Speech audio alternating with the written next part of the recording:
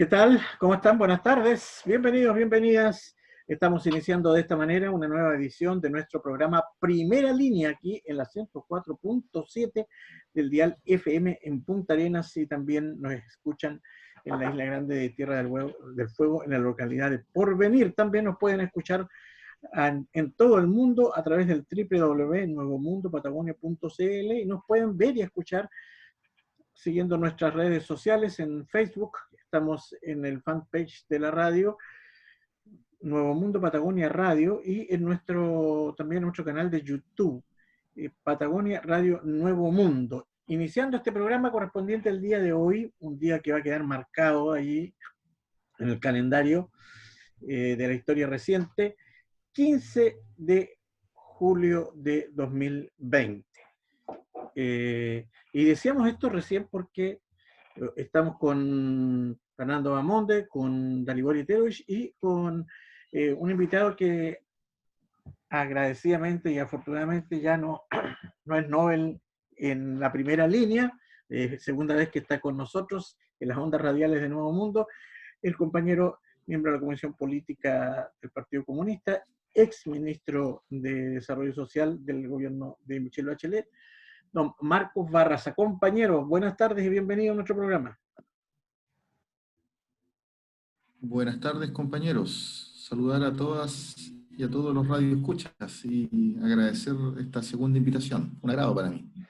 Qué bueno, y además en un día tan particular como el de hoy, ¿eh? Un día Donde, histórico. claro, y parece que los días históricos se siguen sucediendo, pero se le va poniendo más condimentos a esta cazuela, porque efectivamente la aprobación en la Cámara de Diputados, con 14 votos de, de la derecha, tengo entendido, ahí cambió un poco el guarismo, porque hubo 8 votos ahora de RN, 5 votos, 13, 5 votos, no 14 bien, 5 votos de la UDI. La vez pasada ahí hubo uno y uno que se cambiaron. Ahora, algunos de los que la vez pasada votaron a favor, ahora se abstuvieron y viceversa, pero finalmente se logró que se aprobara en particular este trámite de reforma constitucional que permite a la ciudadanía disponer, elegir, claro, así es lo que así plantean algunos parlamentarios,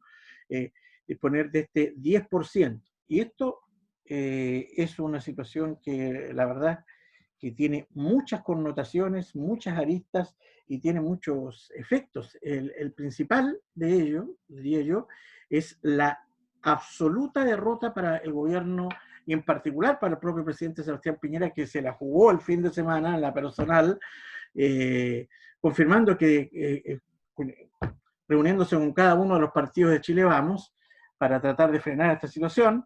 Ayer, y confirmando que ya los bolsillos los tiene pelados, el celular lo tiene absolutamente descargado, cero capital político el presidente de la República, y hoy día con esta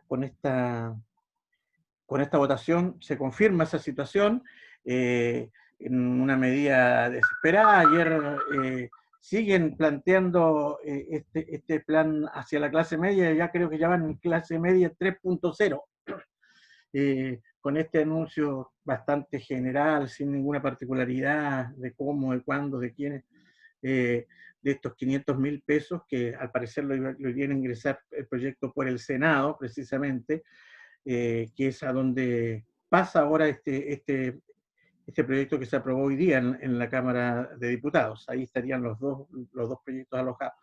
Y con una debacle de proporciones en la derecha, que hoy día está, la verdad, muy golpeada frente a esta situación.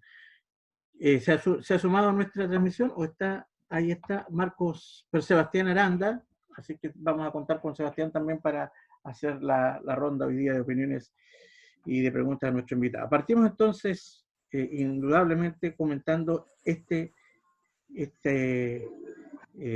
evento, este hecho, este terremoto político que se le viene a la derecha y al gobierno de Piñera en adelante, que pone en cuestionamiento todo el modelo, por lo demás. Don Marcos Barraza.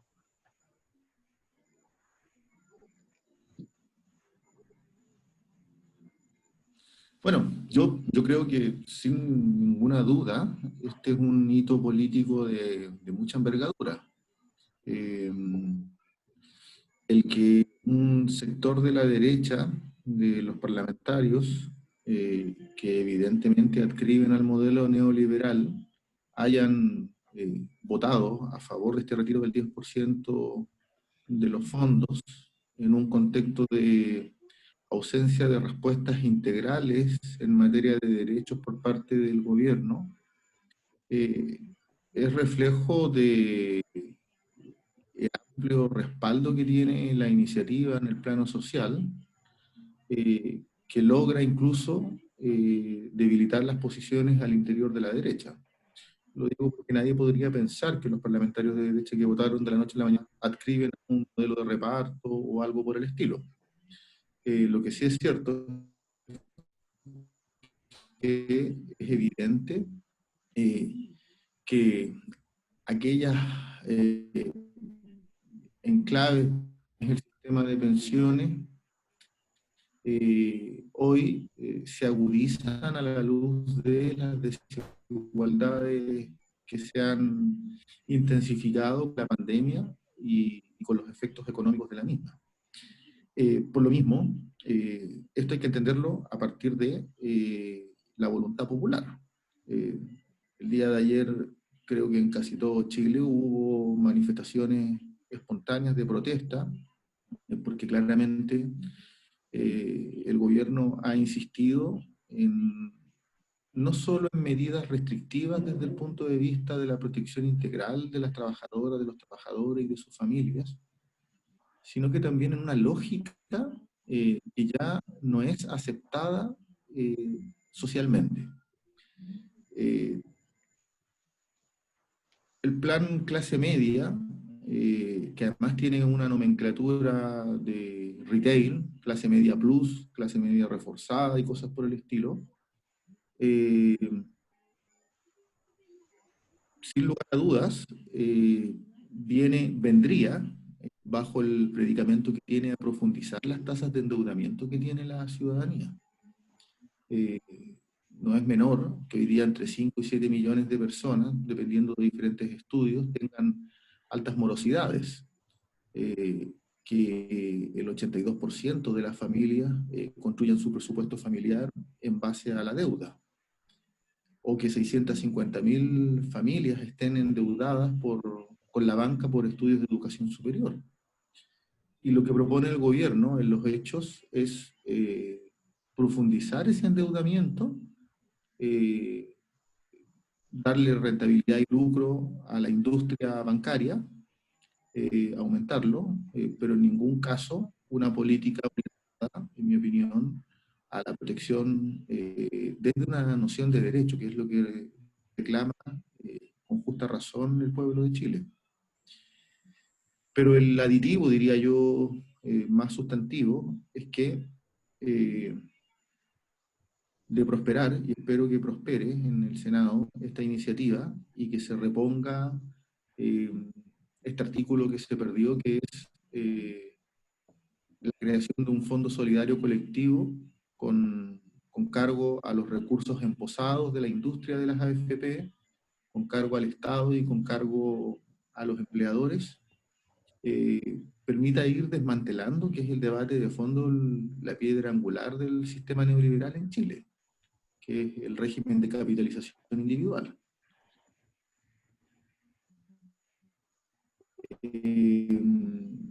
Yo creo que en esto el gobierno tiene un nivel de descomposición político orgánico altísimo. No ha sabido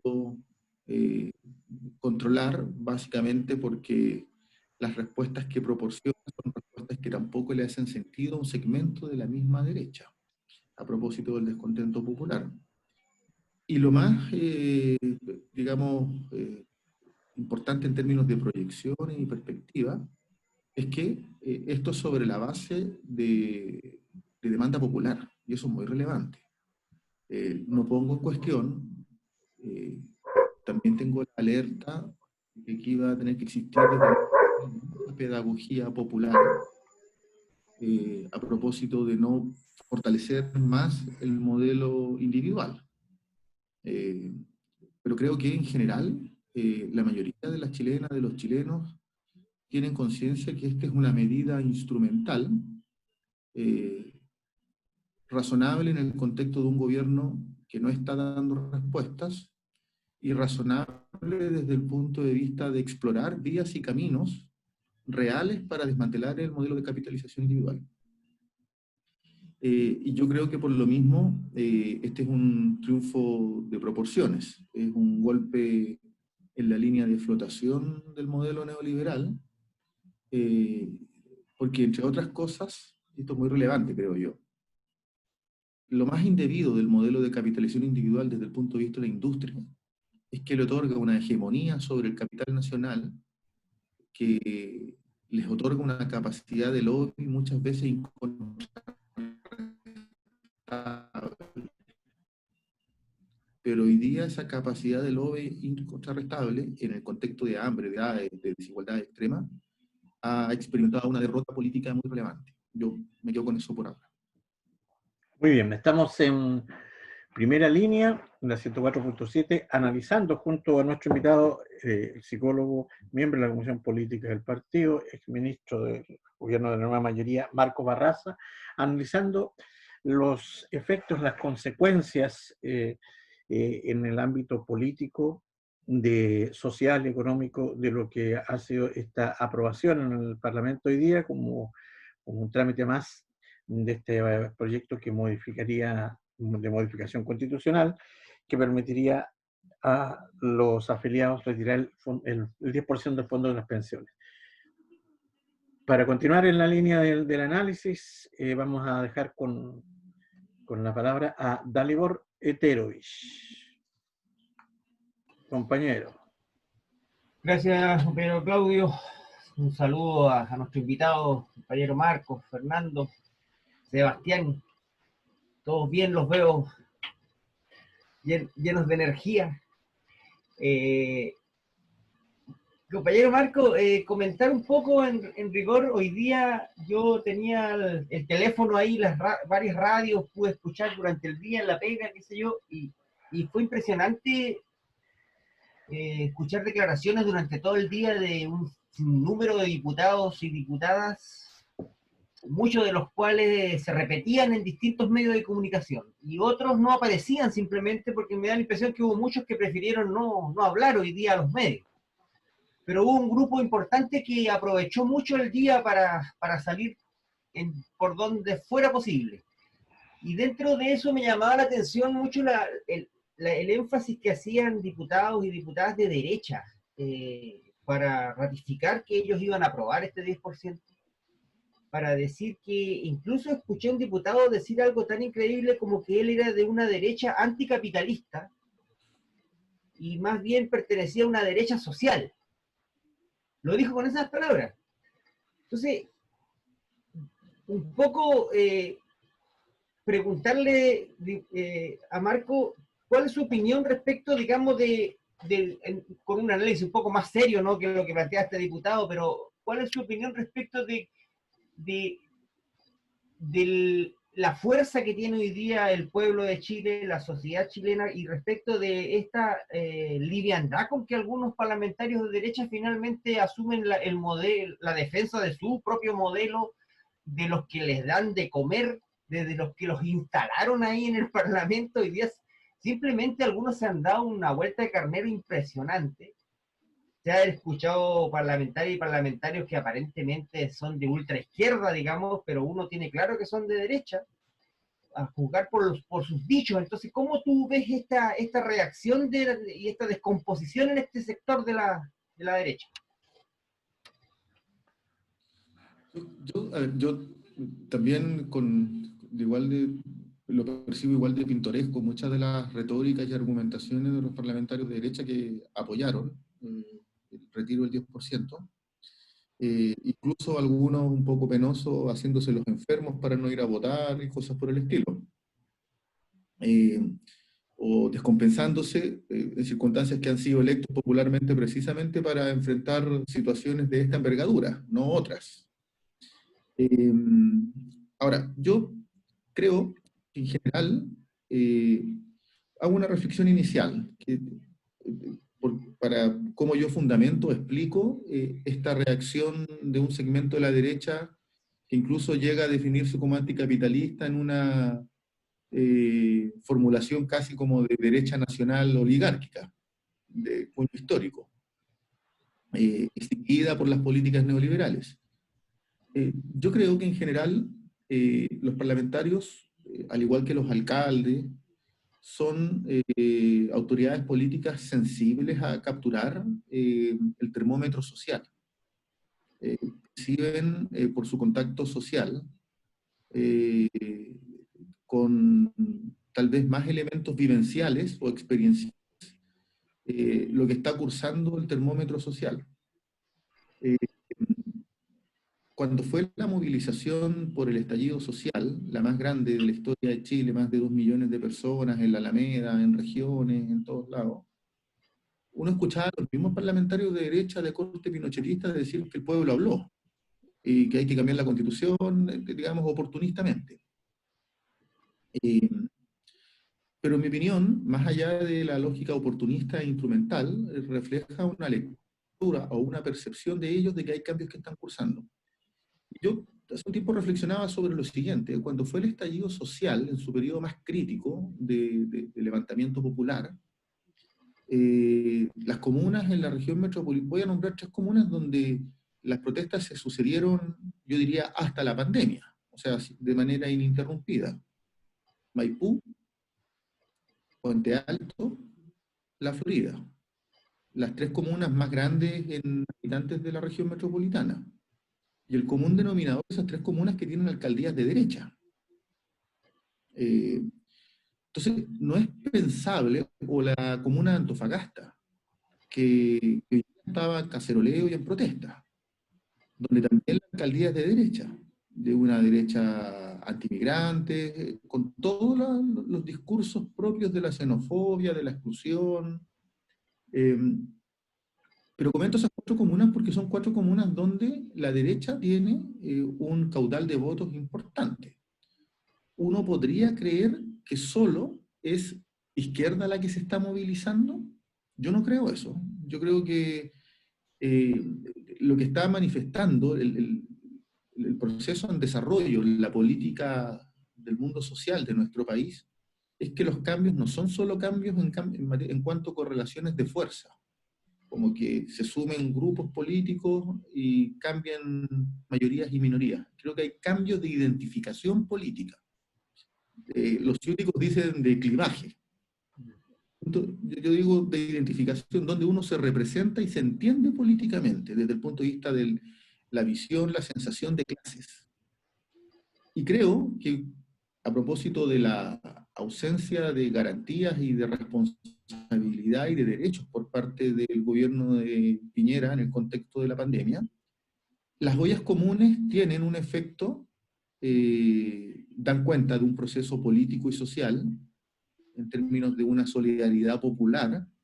En buena medida yo creo que están, de alguna manera, haciendo lo que el Estado no hace, pero también son fenómenos sociales donde se está replicando y reconstruyendo la identidad social.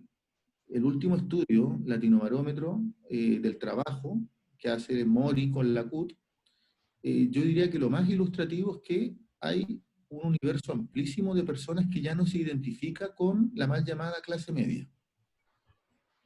Hoy día se siente parte de un mundo, incluso podríamos decirle neoproletario, que sabe que el problema no es de emprendimiento, que son monsergas del modelo. Yo creo que hay un proceso, que hay parlamentarios de derecha que también lo están capturando y levantando. Entienden que la magnitud, para entender estas volteretas, que la magnitud del conflicto tiene una espesura que no tiene que ver exclusivamente con la satisfacción de necesidades básicas, que hay un proceso más profundo. Ciertamente, si alguien... la posibilidad de haber votado en contra para esos mismos parlamentarios, perder ascendente sobre su electorado, y ese es lo que instrumentaliza esta posición política. pero estamos viendo un proceso que es muy de fondo.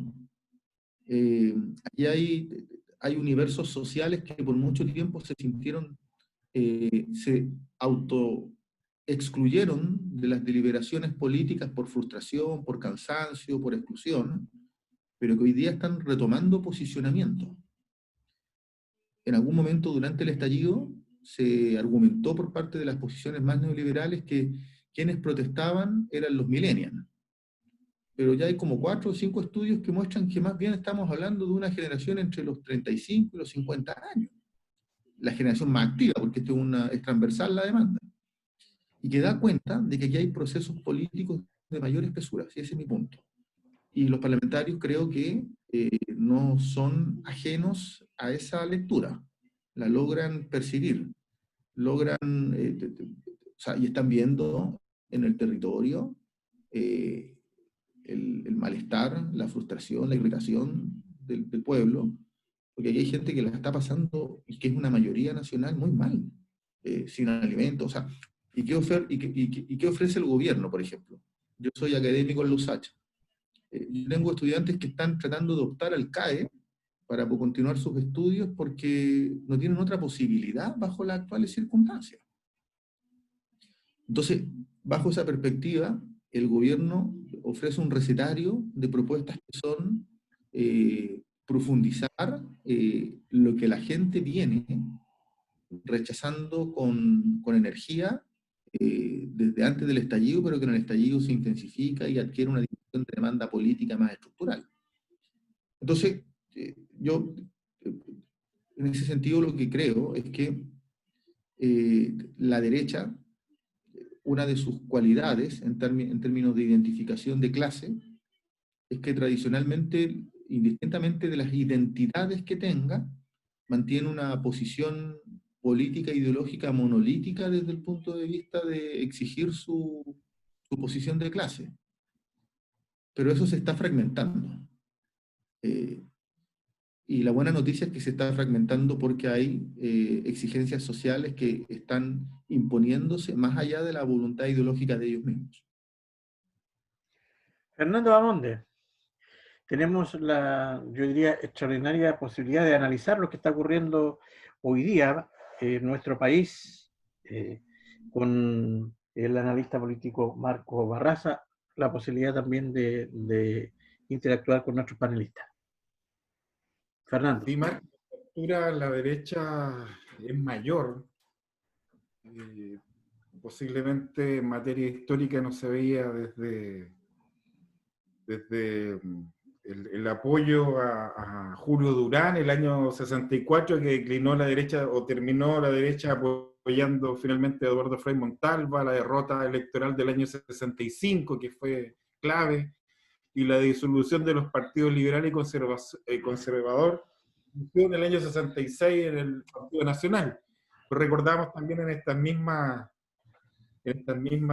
programa que finalmente del 66 al 73 la derecha logró, aún débil, pero logró atraer a los sectores de centro, particularmente a la democracia cristiana, y estaba protagonizando el año 73 un golpe de Estado.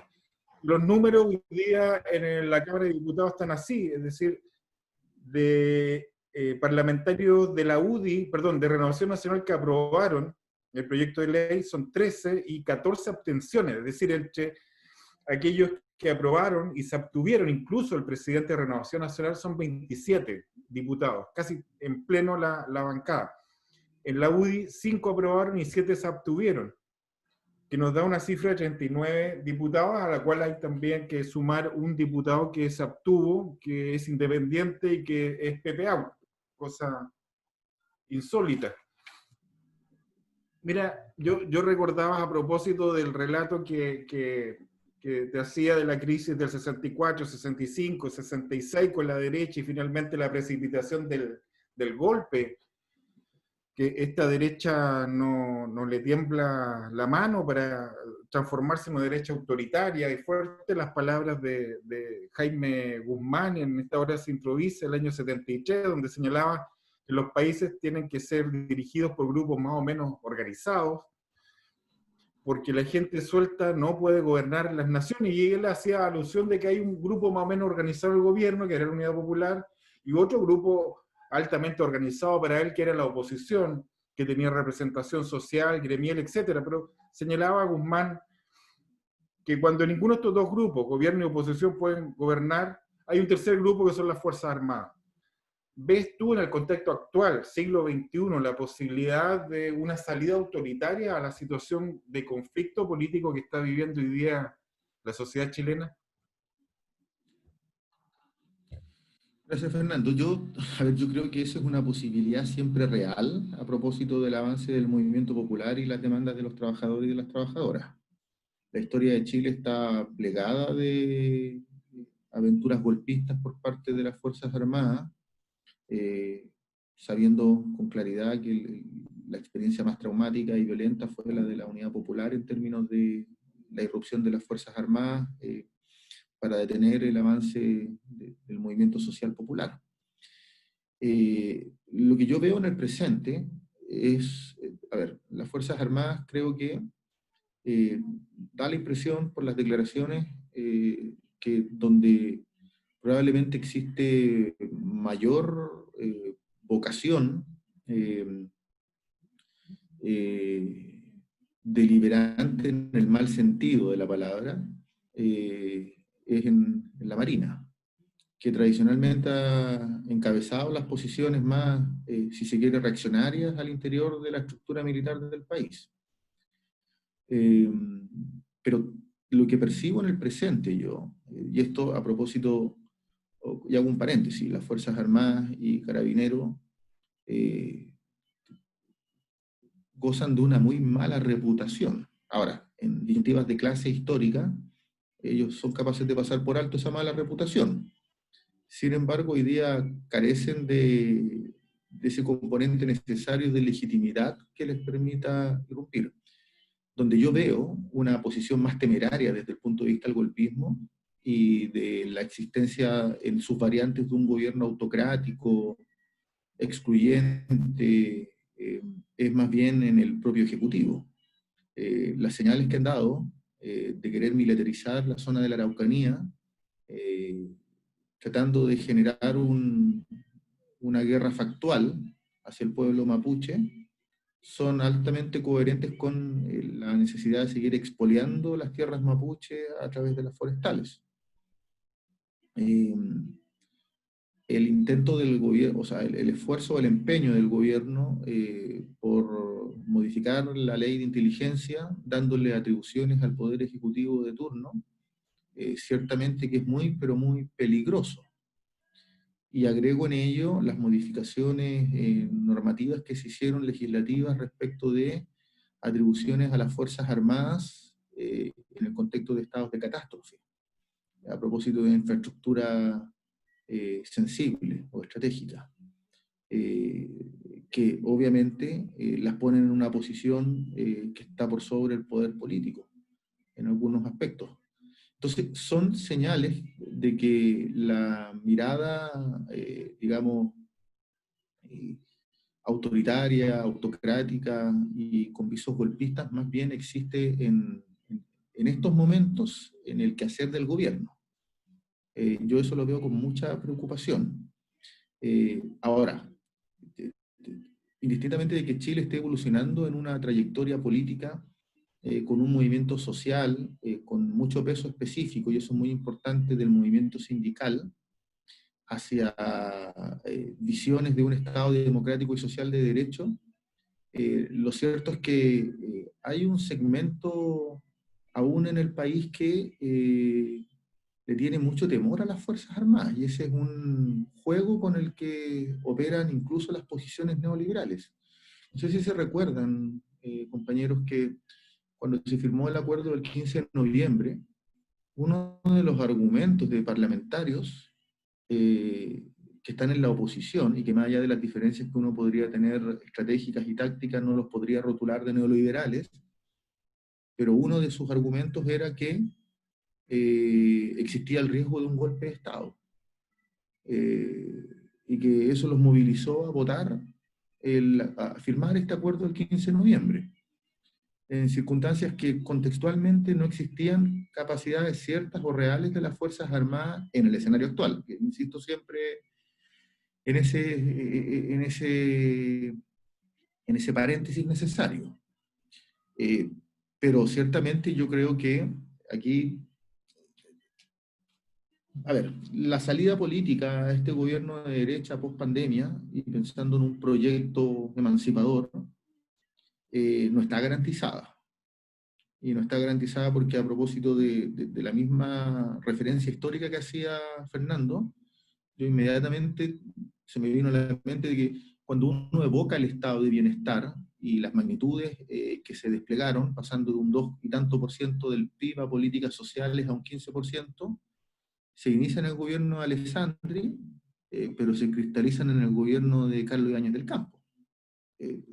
La paradoja es que una demanda social, porque la ampliación del estado de bienestar es fruto de las demandas sociales, de la movilización popular de las trabajadoras y de los trabajadores, adquiere forma o consistencia precisamente en un gobierno de cuño dictatorial. Por tanto, yo creo que hay un riesgo real, de que exista una reedición de acuerdos entre la derecha y un sector del centro que obstruya un proyecto plenamente democrático y tuerza las mayorías y las minorías. Y en segundo lugar, dependiendo de las capacidades del movimiento social para avanzar, en términos de más exigencias, no veo, o sea, creo que es altamente probable de que la posición y la conducta golpista también se esté fortaleciendo. Y ese es un elemento a estudiar por parte de las fuerzas de izquierda y por el mundo social.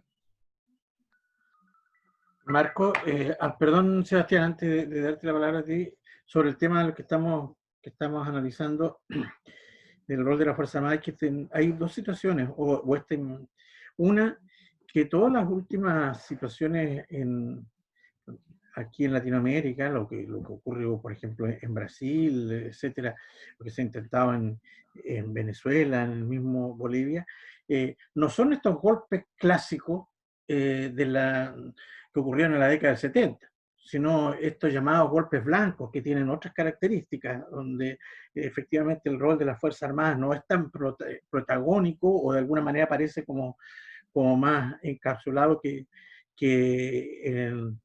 lo que fue la historia nuestra del golpe de Estado del 73 y en el resto de los países latinoamericanos durante toda esa década. Y por otro lado está también, de lo que tú planteas, me gustaría un comentario al respecto, esta actitud que aprovechando de este gobierno, de este Estado ultrapresidencialista que ha mostrado el propio Piñera, sin capital político, de prácticamente tratar de soslayar al poder legislativo. Con esta práctica ya, y toda la gente, a propósito de esta iniciativa del fondo retiro, del retiro del 10%, también se plantea que va a terminar o en el Tribunal Constitucional o en veto, donde efectivamente lo que se hace es desdibujar el rol del Parlamento y por lo tanto el rol de la democracia.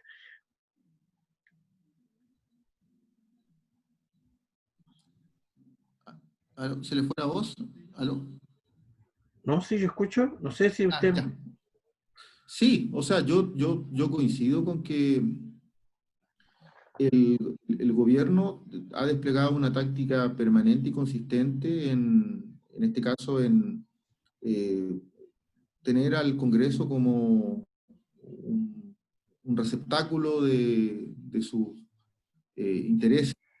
Desdibuja la acción del legislativo, las mesas paralelas que ha ido construyendo, intentos de acuerdo nacional, lo que buscan es torcer la capacidad de deliberación del Poder Legislativo.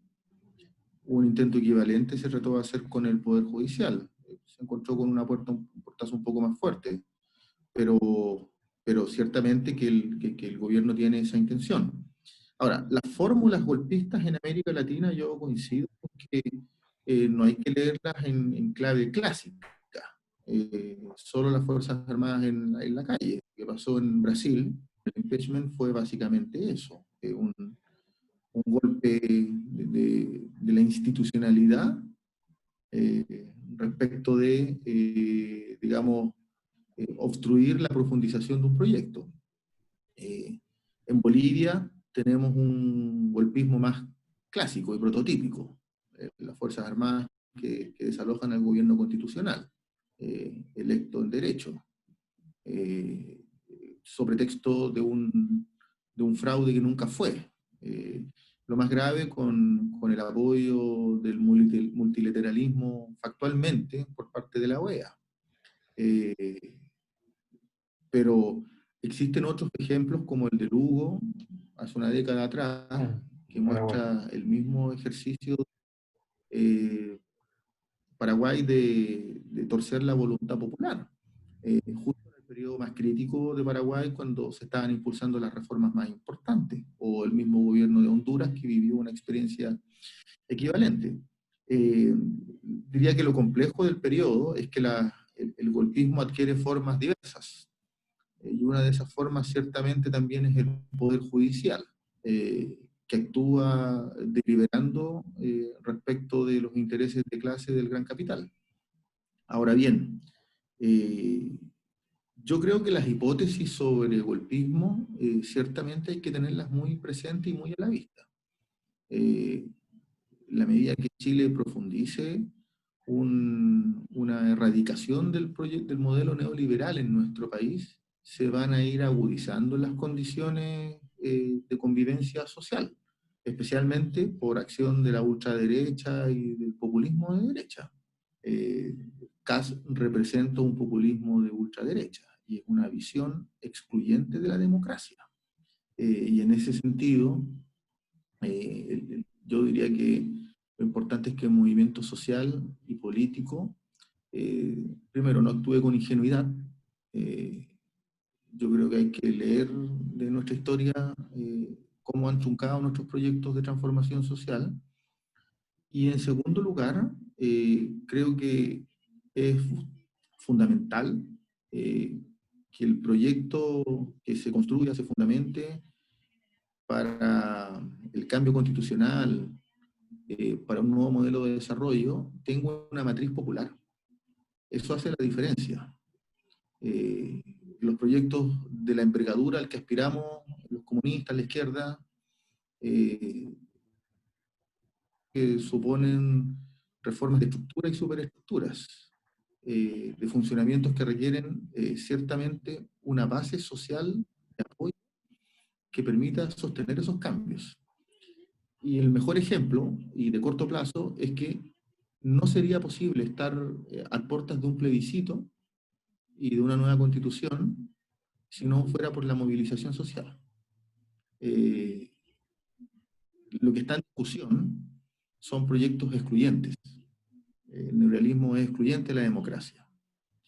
Y creo que hay que empezar a pensar también que el neoliberalismo, en su propósito de sostenerse y perpetuarse en el tiempo,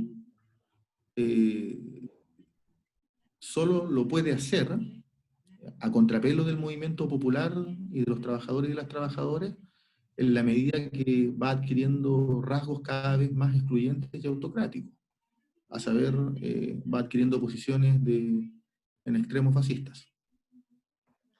Sebastián Aranda, ahora sí, tu reflexión sobre el momento que estamos viviendo y tu intercambio, tu consulta con nuestro invitado el día de hoy. Bueno, primero que todo saludar, disculpe la tardanza, saludar al compañero Marco. Sí, hacer una pregunta. Bueno, primero englobar el hito político, el hito económico, el hito social que se vislumbró el día de hoy, y también lo que sucedió ayer. Yo creo que lo que sucedió ayer tampoco es menor en cuanto esta explosión o esta expectativa que generaba transversalmente la población, tanto lo que sucedió el miércoles pasado como lo que pasó el día de hoy, que da cuenta de un interés democrático mucho mayor de la población, sobre todo después del 18 de octubre, y que, como muy bien se ha dicho, ha generado a que la variable presión popular esté hoy día más que nunca sobre los distintos representantes y haga que parlamentarios de derecha simplemente no puedan desatender la misma presión de sus representados. Yo pongo como ejemplo el caso particular de la diputada Sandra Mar, que la votación de admisibilidad se abstuvo, pero el día de hoy votó a favor, compensando la abstención de otros 2 diputados de derecha, lo que da cuenta también de que es muy difícil si el mapa político se mantiene tal cual como la foto que estamos viendo el día de hoy, que este proyecto no prospere. O sea, debería aparecer una nueva variable, un nuevo factor que podría quizás quitar esta distribución de fuerza. En lo concreto, mi pregunta va hacia el hito y cómo se rompe un poco la lógica de poder que sostiene el modelo económico chileno, ¿no es cierto? Nosotros sabemos que las AFP son la base del modelo económico chileno, no porque son un fin en sí mismo, sino porque también permiten a los grandes grupos económicos, que al final son los mismos que controlan directo o indirectamente estas administradoras de fondos de pensión, discrecionalmente dónde van a ir invertidos esos recursos, y esos mismos recursos permiten a estos grupos económicos profitar los distintos sectores económicos y transformarse en los oligopolios gigantescos y al final más que oligopolios, conglomerados que controlan diferentes industrias, como los Lux y como Piñera, y que han dispuesto de nuestros recursos, evidentemente, para hacer sus inversiones, rentando a los afiliados tasas irrisorias en comparación a sus propias ganancias. Pero sabemos que esto es recién la primera gran batalla de una disputa que probablemente no solo se va a terminar cuando el gobierno lleve este proyecto al Tribunal Constitucional, sino que probablemente después, dentro del mismo análisis que estamos viendo, aparezcan nuevos factores. Esperemos que el factor militar no lo sea, pero la presión del empresariado ya se empezó a sentir con las cartas del Mercurio de la totalidad de la AFP respecto de las penas del infierno que se podrían desatar, bueno, las declaraciones desfachatadas de Evelyn Matei y de los distintos grandes personeros de derecha. El punto es cómo nosotros también, en tanto oposición progresista y en tanto a conducir toda esta expectativa popular en una propuesta de Estado, una propuesta de país, cómo se puede conducir y de alguna manera contraponer a toda esta embestida propagandística, no solo en miras de la discusión inmediata, que es la discusión del proyecto en sí, sino en miras del proceso constituyente, o sea, en cuanto a cómo dotamos de contenido esta discusión sobre la forma que nosotros queremos constituir la discusión de un nuevo proyecto país, y evidentemente la discusión posterior, que ya es la discusión de contenido, o sea, cómo nosotros también conducimos, insisto, esta particularidad que es tener que acudir de manera extraordinaria a los fondos de pensiones para que la gente tenga recursos para sobrevivir, a la discusión que se plantea en 2 niveles, que es cómo vislumbramos un fondo de pensiones bajo los pilares de la igualdad, de la justicia social, y cómo también como Estado vamos aprovechando esos recursos para generar una producción sostenible y efectiva o fructífera para las distintas capas. Gracias, Sebastián. Yo lo siguiente, primero, a propósito yo creo que la votación de hoy día tiene además el mérito de todos los que hemos reflexionado, tiene un gran mérito, que es anteponer la deliberación política por sobre la tecnocracia. Esta votación está antecedida de muchos técnicos, incluso algunos de dudosa identificación progresista, tratando de señalar que el proyecto no tenía sustento técnico suficiente. Y esa tecnocracia la ha hecho muy mal a las políticas sociales en estos años. Es una tecnocracia que ha distorsionado reformas importantes. Sin ir más lejos, la reforma en educación superior, a propósito de la gratuidad, fue permanentemente boicoteada o erosionada por esta tecnocracia de apariencia progresista, pero que tiene poco de progresista y que más bien es funcional a las políticas neoliberales. Y en ese contexto, una primera cosa es que, a ver, yo cuando se discutió sobre el 10% inicialmente, no estaba muy de acuerdo, y no estaba muy de acuerdo porque creía y pensaba que el retiro del 10% era viable en la medida, o era éticamente sostenible, en la medida que ese 10% fuera restituido con cargo, que era mi posición, a las utilidades de las mismas AFP. La rentabilidad de los cotizantes de un 5%, la rentabilidad de las AFP de un 29%. Tiene esa brecha de magnitud. Es un negocio altamente lucrativo para la industria, pero altamente empobrecedor para los trabajadores y las trabajadoras. Y cuando uno mira la Comisión Fantasma, los fondos emposados, hablamos del orden de 250 millones de dólares de utilidades para la industria. Con eso sosteníamos una renta básica universal anual. Pero me hizo sentido cuando parlamentarios nuestros, de la bancada comunista y otros parlamentarios, presentaron la indicación que creaba este fondo solidario colectivo, que es, podríamos decir, la medida estructural que podría permitir ir generando un vaciamiento del modelo de capitalización individual para ir trasladando recursos a un modelo incipiente de reparto. Y en ello, yo ahí hago es interesante ver la experiencia de Uruguay. Uruguay llegó a tener modelo de AFP, un profuso, amplio. Y el modelo, en los gobiernos del Frente Amplio, uruguayo, se fue vaciando el modelo de AFP. Todavía existen, pero la mayoría de los cotizantes tienen sus recursos, los trabajadores y las trabajadoras, en el Banco Previsional de Uruguay, que es estatal. Y por ley hay exigencias de que sueldos determinados no pueden tener sus recursos en la AFP, solo para los sueldos más altos. Pero los sueldos más altos también tienen sus recursos en el modelo de reparto estatal, con una tasa de reemplazo altísima. Lo comento porque la estrategia acá ciertamente es de desmantelamiento del modelo de capitalización individual. Y aquí se encontró una vía interesante, en una coyuntura que ha dejado más al desnudo, digamos, las desigualdades estructurales que tiene este modelo de capitalización individual.